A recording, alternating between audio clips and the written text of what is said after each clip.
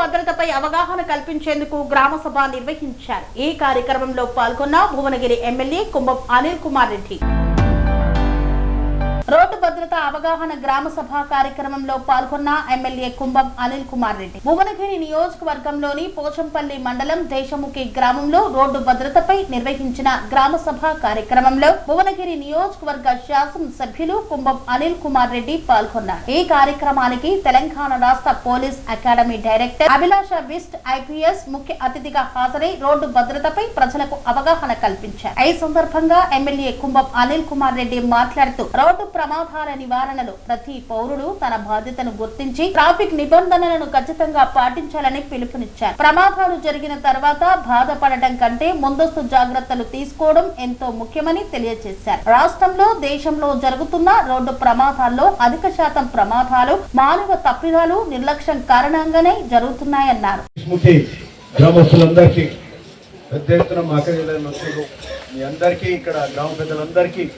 పేరు పేరున నా యొక్క నమస్కారం. అట్లనే ఈనాటి చీఫ్ గెస్ట్ అభిలాష బిస్ట్ తెలంగాణ పోలీస్ అకాడమీ డైరెక్టర్ గారు పెద్దలు. డైరెక్టర్ జనరల్ ఆఫ్ పోలీస్ అంటే పోలీసుల హైయెస్ట్ పోస్ట్ అన్నారు. సో వారు మన దగ్గర దేశముఖి చిన్న గ్రామానికి వచ్చి మన కోసం ఈరోజు టైం ఇచ్చి ఈ రోడ్ సేఫ్టీ ప్రోగ్రాంల వచ్చి మనకు ఈ కార్యక్రమం చేసడానికి వచ్చిన వారికి నమస్కరిస్తూ అట్లే ఎస్పీ గారికి, అక్షాంష్ యాదవ్ గారికి, వేదిక మీద ఉన్న ఎంపీడీఓ గారికి, ఇతర అధికారులు, మరి ఎంఆర్ఓ గారికి ఇట్లా కూడా ఉన్నారు. అట్లే ఆర్డీఓ గారు, మరి సెక్రటరీ గారు, లక్ష్మణ్ గారు, అడిషనల్ ఎస్పీ గారు, మా సర్పంచ్, యువ సర్పంచ్ దుర్గం జంగయ్య యాదవ్, మరి అట్లే మిగతా మిత్రులు అంతా కూడా ఉన్నారు. ఇక్కడ అధికారులు ఏసీపీ గారు, ఇక్కడ రవీందర్ డిఎస్పీ గారు ఉన్నారు, భువనగిరి, అట్లే శ్రీనివాస్ నాయుడు. ఈరోజు చాలా సంతోషం, గొప్ప కార్యక్రమంగా ఈరోజు తెలంగాణ ప్రభుత్వం 99 రోజుల ప్రజాపాలన కార్యక్రమం ఈరోజు రాష్ట్ర వ్యాప్తంగా జరుపుకుంటున్నాం. ఇది ఈ యొక్క 99 రోజుల ప్రజాపాలనలో ఆఖరి గ్రామ సభగా దీన్ని భావిస్తున్నాం. ఆఖరి గ్రామ సభగా. సో 12వ రోజు 12th నాడు కంక్లూజన్ ఉంటుంది.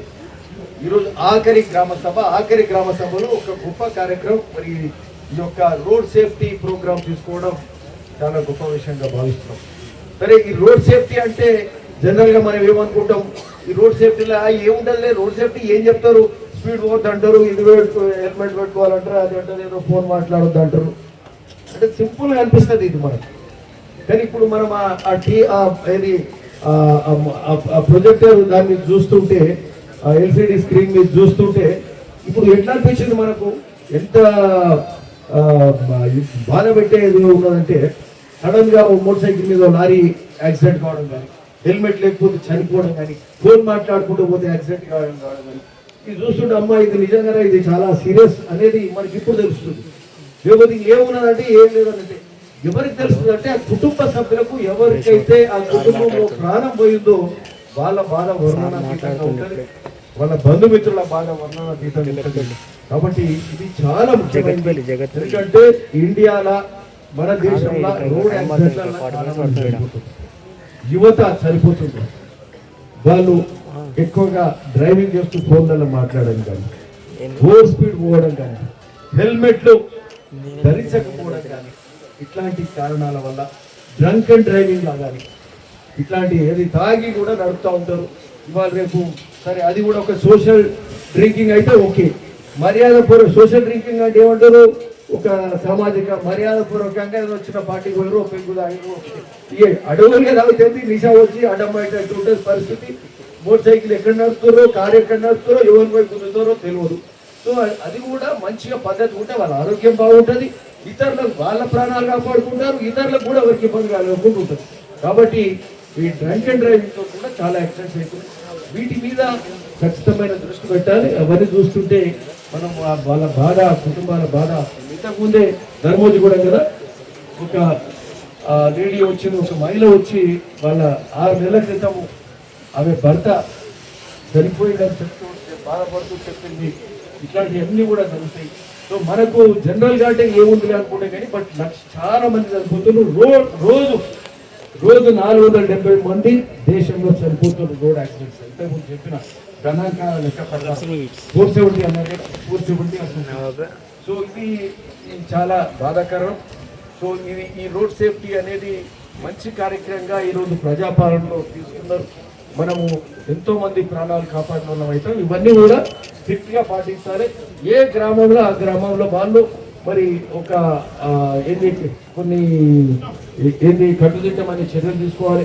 ఏమైనా బోర్డ్స్ పెట్టాలి, ఎస్పీ గారు చెప్పినట్టు హెల్మెట్లు పెట్టుకోవాలి, ఫోన్ మాట్లాడొద్దు, అది ఇట్లాంటివన్నీ కూడా డ్రంక్ అండ్ డ్రైవింగ్ అని ఇట్లాంటివి ఉండొద్దు అనేది కొంత మీరు గ్రామాలలో ఒక ఆదర్శ గ్రామంగా మీరు చేసుకుంటే మీ అందరికి పేరు వస్తుంది, సర్పంచ్ పేరు వస్తుంది, ఉప సర్పంచ్ కూడా ఎవరు అశోక్ ఎక్కడ అశోక్ మా ఉప సర్పంచ్ ఇంట్లో ఉన్నాడు అశోక్ కూడా. మీరందరూ ఎందుకంటే అంత యూత్ ఇదంతా దేశముఖ్ అంటే ఇప్పుడు యూత్ అవ్వబడుతుంది కదా.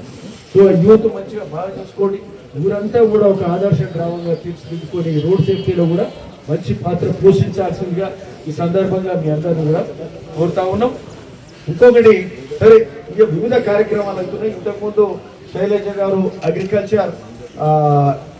అగ్రికల్చర్ ఆఫీసర్ ఆమె మండల అగ్రికల్చర్ ఆఫీసర్ ఏఓ గారు వారు కూడా ఈరోజు వర్షాలు మొదలైనవి, వానాకాలం మొదలైంది, పంటలు విత్తనాలు వేస్తుంటారు, వరి నార్లు పోస్తుంటారు, నాట్లు పెట్టే సమయం ఆసన్నం అవుతుంది. కాబట్టి ఇది సరి అయిన సమయం మంచిగా ఎక్స్ప్లెయిన్ చేసింది. ఈరోజు వరి కూడా కొంత సరే ఇంకా లాభదాయకమైన పంటలు పెడితే మంచిది, పామ్ ఆయిల్ పెడితే బాగుంటుందని కూడా ఈ సందర్భంగా వారు చెప్పడం జరిగింది. ఎక్కువ పండితే కూడా ఏమైంది ఈసారి ఒట్ల కొనుగోలు కొంత సమస్య అయింది. గత 4 పంటలు మాత్రం మంచిగా కొన్నాం మనం. ఇక్కడ దేశంలో ఎక్కడ కూడా తెలంగాణ మండిగా ఒడ్లే కనబడుతుంది. అయినా కూడా ప్రతి గింజ కొనే కార్యక్రమం ఓన్లీ తెలంగాణ రాష్ట్రంలో జరుగుతుంది. పక్క ఆంధ్రప్రదేశ్లో కొంటలేరు కూడా. ఒడ్లు అన్ని కొంటామని ఏ ప్రభుత్వం చేస్తుంది, మన ప్రభుత్వమే చేస్తుంది. మరి 4 ఏళ్ళు బాగా చేసినాం. ఈసారి ఏంటంటే ఎక్కువ పంట వచ్చింది. రైస్ మిల్లులన్నీ కూడా నిండా ఒడ్లతో ఉన్నాయి. అంతకుముందున్న వానకాలం పంట, అంతకుముందున్న వేసంగి పంట ఆ 2 అట్లనే ఉన్నాయి. 3వ పంట వచ్చింది. అవి ఎందుకున్నాయి 2 అట్లనే? కేంద్రంలో ఉన్న ప్రభుత్వం ఒడ్లు కొట్టలేదు. ఒడ్లు కొనాలి కదా వాళ్ళు. మొత్తం రాష్ట్రం ఏం చేస్తుంది తీసుకొని? ఇది దేశానికి సరిపడా, దేశానికి అత్యధిక ఒడ్లు పండించే కార్యక్రమం ఈ రాష్ట్రం చేస్తుంది. ఒక అన్నపూర్ణగా తెలంగాణ రాష్ట్రం ఉంటే దీనికి ఎంకరేజ్ చేయాల్సిన బాధ్యత విస్మరించి ఒడ్లు కొనే కార్యక్రమం కొంత కూడా చేస్తలేదు. అదే కాక ఉన్న ఓట్లను ఏం చేస్తారంటే బియ్యం, ఇది కస్టమ్డ్ మిల్లింగ్ రైస్ అంటారు, సిఎంఆర్ అంటారు. ఆ కస్టమ్ మిల్లింగ్ రైస్ ఆర్డర్ ఇస్తే ఎఫ్సిఐ వాళ్ళకి పెడతారు. అప్పుడు ఆ ఓట్లను మిల్లులలో ఓట్లు బట్టి బియ్యంగా కేంద్రానికి సరఫరా చేస్తారు. అప్పుడు ఓట్లు అయిపోతాయి. సగం అయిపోతే సగం కాలైపోతుంది మిల్లు. ఆ మిల్లు పని లేదు, ఉన్న సేట్లకు పని లేదు, ఓట్లు కొనాలంటే ఎడబోయాలని తెలియదు. ఈ రోజు ఇప్పుడు ఏం చేస్తున్నాం మనం? ఎక్కడ పడితే అక్కడ గోడౌన్లు ఇవన్నీ తీసుకొని ఓట్లు నింపే కార్యక్రమం చేస్తున్నాం. వీలైనంత మరి నేను రైతులకు ఇబ్బంది కలగకుండా చేసే కార్యక్రమం చేస్తున్నాం. కానీ ఎంత చేసినా ఎంతో ఇబ్బంది జరుగుతుంది. సరే ఇట్లాంటప్పుడు ఏంటంటే ఇంతకుముందు అగ్రికల్చర్ అర్థం చెప్పింది, ఇప్పుడు పామ్ ఆయిల్ లాంటి పంటలు పెట్టాలి. పామ్ ఆయిల్ పంట వేస్తే సంవత్సరానికి 2 లక్షల రూపాయల లాభం ఉన్నది. ఈ తుమ్మల నాగేశ్వరరావు మన అగ్రికల్చర్ మినిస్టర్ గారు 100 ఎకరాలను వ్యవసాయం చేస్తున్నారు. ఓ మంత్రి ఆయన పని ఫ్రీ దొరికిందంటే పోయి ఆయన వ్యవసాయ క్షేత్రంలో ఉంటాడు. సో ఈరోజు అట్లాంటి పనులు కూడా మనం కొన్ని చేపడితే, ఎందుకంటే మనకు ఆదాయం పెరుగుతుంది. పంట మార్పిడి చేస్తే భూమి కూడా మంచిగా ఉంటుంది. భూమిలో కూడా ఊకే వరే పెడితే అది కొంత కాలంలో ఏంటంటే దాని సారం అంతా పోతుంది, మట్టిలో సారం అంతా పోతుంది, ఇక ఇబ్బంది అవుతుంటుంది. మన ప్రాంతంలో తాలూచే కార్యక్రమం. ఇంకోటి కూడా మరి ఏం చెప్పారు, డిఏపి కదా, డిఏపి వేయాలి, పొటాషియం ఇవన్నీ కూడా ఉండాలి.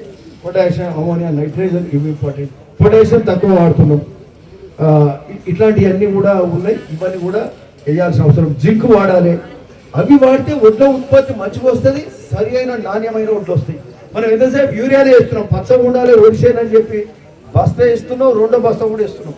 యూరియా తక్కువ చేయాలి, వేరే ఎక్కువ చేయాలి, చేస్తే మంచిగా వస్తుంది పంట, తాలు తక్కువ అవుతుంది.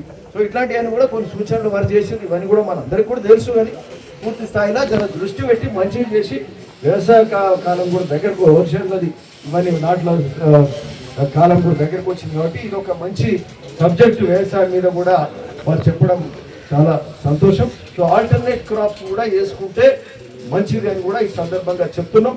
సో ఇక రకరకాల కార్యక్రమాలు కూడా మరి ఈ సందర్భంగా జరుగుతున్నాయి. మన పోచంపల్లి ఇంకొకటి కూడా గుర్తు చేయాలి, మన రూపాలు కూడా ఉంటున్నాయి. ఇక్కడ జలాల్పూర్ చెరువు దగ్గర ఒక కార్ యాక్సిడెంట్ అయితే సంవత్సరం కింద 4 చనిపోయినారు. 4 అంటే హైదరాబాద్ నుంచి వచ్చిన వాళ్ళు, మన వాళ్ళు కాకుండా ఇక మన పక్క ఊర్లలో మన ప్రాంత బిడ్డలే 4 చనిపోయారు. మళ్ళీ 6 నెలలకు మళ్ళీ పోయారు. దాన్ని ఎంబడే శాంక్షన్ చేయించినాం, టెండర్ పిలిచారు, టెండర్ పట్టిండు, ఆయన పనిచేయడు కాంట్రాక్టర్. అది ఎప్పుడు చెప్తున్నావు, ఇంకా 2 నెలల కింద చెప్తే సార్ ఈ వారంలో స్టార్ట్ చేస్తున్నా అని R&B చెప్తున్నాడు. సో ఇది ఎట్లయితుందంటే మన కంట్రోల్లో కూడా లేకుండా పోతున్నాయి. మనం చూసినాం, శాంక్షన్ చేసినాం. అడేంది ఆ పోచంపల్లి ఏది జలాల్పూర్ దగ్గర రామనాథ తీర్థ ఇన్స్టిట్యూట్ దగ్గర టర్నింగ్ ఉంది, స్పీడ్గా పోతే అన్న షెర్లో పడతారు, ప్రాబ్లం. ఎప్పటి నుంచో అవుతున్నాయి యాక్సిడెంట్స్. దాని మీద తక్షణంగా చర్య తీసుకోవాలి. ఇప్పుడు దీన్ని ఎవరు తీసుకుంటారు? భాస్కర్ రెడ్డి గారు, మీరు ఎస్ఐ గారు, you have to take initiative కదా. మీరు పిలుచుకోండి ఎస్పీ గారు, should call those fellows no whoever the EE or DE or RNB, why you guys are not taking up? Otherwise we lost some CSR guy to finish it off. This is only 25 lakhs అండి. మనం చేయలేము, criticism వస్తుంటుంది. ఈ criticism సంగతి దేవుడు కానీ ప్రాణాలు పోతుంటాయి కదా. సో ఇట్లాంటి అది వాళ్ళను pull up them and ask them to initiate work. That is serious. We are seeing in front of us. మీరు ఏసీపీ గారు, మీరు వాళ్ళు ఇచ్చారు, మీరు ఫాలో అప్ చేయండి. ఎక్కడ వస్తున్నట్టు అది ఎంబడే చెప్పండి. మీరు ఎవరు మేము చెప్తున్నాము, మాకు 10 ఎన్ని పనులు ఉంటుంది, ఎన్ని డిపార్ట్మెంట్లు ఉన్నాయి? 50 డిపార్ట్మెంట్లు ఉన్నాయి. ఎమ్మెల్యే అంటే 50 డిపార్ట్మెంట్లు ఎన్ని పనులు చేసినా ఎన్నైనా తక్కువనే అవుతుంది. టైం సరిపోదు, తెల్లారి వరకు జర వస్తుంటారు, ఈ పని ఆ పని. ఇక మళ్ళీ మర్చిపోతున్నాం, మళ్ళీ నెల పూర్తి చేస్తున్నాం, మళ్ళీ చెప్తున్నాం. సో ఇది ఎవరు దాన్ని డిపార్ట్మెంట్స్ దృష్టి పెట్టి చేయాల్సిన అవసరం. అదే మన కళ్ళ ముందు ఒక్కడే చేయండి. వాళ్ళని పిలిపించుకొని స్టార్ట్ చేస్తారో లేదు కానీ నరేందర్ ఫోన్ చేయాలండి, దృష్టి పెడితే. ఇప్పుడు మన ఊరిదే ఉంది దేశ్ముఖ్ పిలాయిపల్లి రోడ్డు, పిలాయిపల్లి పెద్దగూడెం రోడ్డు, ఓ 15 ఏళ్ళు కాలే రోడ్డు. మన యువత ఇక్కడనే పోయి నాట్లు కూడా పెట్టాం, వర్షం నాటు కూడా పెట్టాం. ఊరికే ఈ రోడ్డు ఖరాబ్ అయింది, పొందలు అయిందంటే బురద అయితే నాట్లు పెట్టాం. ఇక ఇట్లుంటుందా అని ఆ రోజు ప్రభుత్వం మీద, మన ప్రభుత్వం రాగానే మనం ఏం చేసినాం, ఆ రోడ్ వేయించినామా లేదా? డబ్బులు వెనక ముందు ఇచ్చినామో ఇవ్వలేదు, ఇంకా గిన్నెలు ఇచ్చి ఉండొచ్చు. కానీ ఎప్పుడైనా చిత్తశుద్ధి ఉంటే, అంటే కాంట్రాక్టర్లకు పైసలు లేకుండా వాళ్ళు ఎడికెళ్ళి చేయాలి, అయినా కూడా ఇప్పిస్తాం మేమున్నాం అని నమ్మకం కల్పించి రోడ్ వేయించినాం. దేశ్ముఖ్ పిలాయిపల్లి రోడ్ వేసినాం, పిలాయిపల్లి పెద్దగూడెం రోడ్ వేయించినాం. ఓ 10-12 కోట్ల పని. అది 15 కిలోమీటర్ల దాదాపు. అది అంటే అట్లాంటి పనులు. అక్కడ జూలూరు రుద్రవెల్లి ఉండాలి. ఆ పాత గవర్నమెంట్ అడవులు అప్పు చేసిపోయింది, పైసలు లేకుండా చేసిపోయింది. ఆఖరికి కూడా ఎవరైనా రిటైర్ అయితే పెన్షన్ పైసలు ఇస్తామంటే కూడా లేకుండా చేసాడు కేసీఆర్. వాళ్ళకు కూడా పైసలు లేకుండా చేసాడు. ఈరోజు ముఖ్యమంత్రి రేవంత్ రెడ్డి గారు, బట్టి విక్రమార్క గారు నిన్న భువనగిరి వచ్చారు. మనకు సంబంధించిన పవర్ స్టేషన్, ఇది ఎలక్ట్రికల్ సబ్ స్టేషన్, రైతులకు కరెంట్ కొడుతుందని సబ్ స్టేషన్ ఇక్కడ వంక మామిడి దోతిగూడ ఇవన్నీ చేసినాం. ఆడ ఎలక్ట్రికల్ ఆఫీస్ ఇవన్నీ బట్టి గారు వచ్చినా ఆయన చెప్తుండే, బట్టి విక్రమార్క మన ఉప ముఖ్యమంత్రి. ఆ బాధ కథ అంతా చెప్పి ఈ రోజు మేము సకల బాధలు పడుతున్నాం. ఉన్నంతలా సంసారం నడుస్తూ సంక్షేమం నడపాలి. ఇట్లాంటి కార్యక్రమాలన్నీ కూడా చేయాలి. వాడికేమో పైసలు పైసలు లేకపోయి సరే అంటే చెప్తున్నాము. అయినా పెద్ద పని ఇదే కదా. దేశ్ముఖ్ పిలాయిపల్లి పెద్దగూడెం. ఈరోజు ఇంకోటి రుద్రవెల్లి బ్రిడ్జ్ ప్రధాన సమస్య, జూలూరు రుద్రవెల్లి బ్రిడ్జ్ అది శాంక్షన్ చేయించిన పాత రోడ్డు, అది పాత శాంక్షన్ ఉంటే అది క్యాన్సిల్ చేయించడానికి సంవత్సరం తిరిగినాం. ఒక శాఖలో పైసలు రావు, కాంట్రాక్టర్ చేయడు. మరి ఎట్లా 20 ఏళ్ళకెళ్ళి కానీ ఈ రోజు HMDల పైసలు తీసుకొచ్చినాం 20 కోట్ల వరకు. ఆ బ్రిడ్జ్ శాంక్షన్ చేయించి పని చేపిస్తున్నాం, టెండర్ పిలుస్తున్నాం. అది అయితే అట్లాంటి పనులు చేస్తున్నాం. జంపల్లి ఇంద్రియాల బ్రిడ్జ్ శాంక్షన్ చేయించుకుంటున్నాం, శివారెడ్డిగూడెం సూరపల్లి చేయించుకుంటున్నాం. అట్లనే మిగతా పనులు నేను ఇంతకుముందు చెప్పినట్టే కొన్ని శాఖల్లో పైసలే ఉంటుంది. HMD నుంచి ఈ నారాయణగిరి కోసపల్లి రోడ్ ఉంది కదా, పోచంపల్లి, అది చేపిస్తున్నాం. మనకు మంచిదే కదా చేసుకుంటాం. అది HMD కింద పెడితే అయితట్టుంది. సో అది పెడుతున్నాం. అట్లనే రేవంత్పల్లికి వెళ్ళి గోస్కొండ రోడ్ అది కూడా పెడుతున్నాం. సో ఇట్లాంటివన్నీ అనాస్పురం బ్రిడ్జ్ అవుతుంది, గోల్గొండ ఆడ వరకట్పల్లి బ్రిడ్జ్ అవుతుంది. సో ఇట్లాంటివన్నీ కూడా ఉన్నంతలా మంచిగా చేసే కార్యక్రమం చేస్తున్నాం, పక్కా చేసుకుంటూ పోతున్నాం అని కూడా ఈ సందర్భంగా చెప్తూ, సరే ఏదున్నా సమస్యల మీద ఒక చిత్తశుద్ధి ఉంటే అన్ని పనులు అవుతాయి. ఆ విధంగా అన్ని మంచిగానే చేసుకుంటూ పోతున్నాం. మీకు ఇంకోటి కూడా గుర్తించాలి, మిమ్మల్ని కొన్ని విషయాలు అడుగుతాను. ఒక ఇల్లు వచ్చిందా? ఎవరికైనా ఇల్లు వచ్చిందా? ఈరోజు మన నియోజకవర్గంలో భువనగిరిలోనే 3500 ఇళ్ళు అవుతున్నాయా లేదా? 3500 ఇళ్ళు.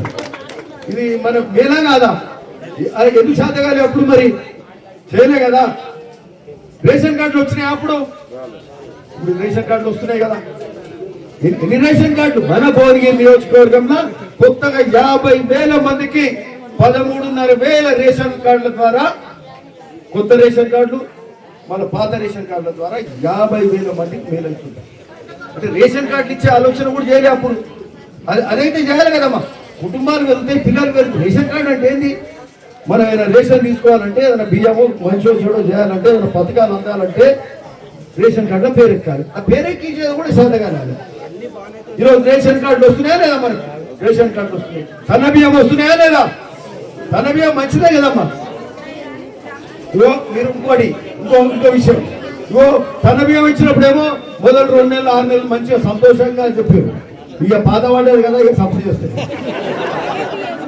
మంచిది మీరు ఎప్పుడు గుర్తు చేసుకోవాలన్నమాట. 13,000 కోట్ల రూపాయలు పెట్టి సన్న బియ్యం ఇచ్చే కార్యక్రమం తెలంగాణ రాష్ట్రంలో జరుగుతుంది. గౌరవ ముఖ్యమంత్రి రేవంత్ రెడ్డి గారు చేస్తున్నారు, బట్టి విక్రమార్క గారు చేస్తున్నారు, ఉత్తమ్ కుమార్ రెడ్డి గారు సివిల్ సప్లైస్ మినిస్టర్ చేస్తున్నాడు, పౌర సరఫరాల శాఖ. సరే, ఇవన్నీ ఇన్ని కార్యక్రమాలు జరుగుతున్నాయి. మహిళా సంఘాలకు వడ్డీ లేకుండా రుణాలు ఇప్పుడు మనం ఇస్తున్నాం. వాళ్ళు పావుల వడ్డీ కూడా కొట్టున్నారు పాత ప్రభుత్వం. ఇప్పుడు మనం వడ్డీ లేకుండా ఇస్తున్నాం. గోచకల్లు వచ్చి 1,90,00,000 ఇయ్యలే మనం ఒక 6 నెలల కింద మహిళా సంఘాలకు. అవునా కాదా? ఇచ్చినాం కదా. భువనగిరి ఇచ్చినాం, ఇక్కడ ఇచ్చినాం. అది కూడా ఇయ్యలే. ఈ మహిళలకు ఉచిత బస్సు వస్తుందా లేదా? ఉచిత బస్సు మీద సంవత్సరానికి 5-6 వేల కోట్ల రూపాయలు ఖర్చు పెట్టి ఉచిత బస్సు ఇస్తున్నాం. అవునా? ఇంకోటి ఏం తెలుసా? నిన్న పర్యటన గ్రామం పోయిరా? హైదరాబాద్ పోయిరా? మీరు పోయిరా హైదరాబాద్? ఎవరన్నా అయితే మీరు దేశం ఇక్కడ మంచిగా ఉంది, బాగా హైదరాబాద్ దగ్గర ఇక్కడ మంచి సంతోషంగా ఉన్నారు. సరే, కానీ నిన్న హైదరాబాద్ లో ముఖ్యమంత్రి గారు మండలానికి ఒక బస్సు ఇచ్చిండు. మహిళా సంఘాలు, మహిళా సమాఖ్యలు, మహిళలు లక్షాధికారులు కావాలి, కోటీశ్వరులు కావాలి తెలంగాణ రాష్ట్రంలో అని చెప్పి మహిళలను ముందు పెట్టే కార్యక్రమం చేస్తున్నారు. ఈరోజు మండలానికి ఒక బస్సు ఇచ్చి మహిళా సమాఖ్యలకు మళ్ళీ మీరే ఆర్టీసీకి లీజ్కి ఇస్తారు. ఆ రెవెన్యూ మీకే పోతుంది. నిన్న ముఖ్యమంత్రి గారు ఏమన్నారంటే, మొదటి విడత మాత్రమే 3,000 బస్సులు మహిళా సంఘాలకు ఇస్తా అని చెప్తున్నారు. మీకు మహిళా సంఘాలకు 3,000 బస్సులు ఇస్తాం. పెట్రోల్ బంకులు మీకు ఇచ్చి పెట్రోల్ బంకులు నడుపుకోవడానికి అవకాశం ఇస్తుంది. క్యాంటీన్లు పెట్టుకోవాలి, మహిళా శక్తి క్యాంటీన్లు. టైలరింగ్ మిషన్లు పెట్టుకోవాలి, టైలరింగ్ షాప్స్ కానీ ఇట్లాంటివన్నీ కూడా పెట్టుకోవడానికి మీకు ఆస్కారం ఉంది. అంటే మీరు ఆలోచన చేయండి.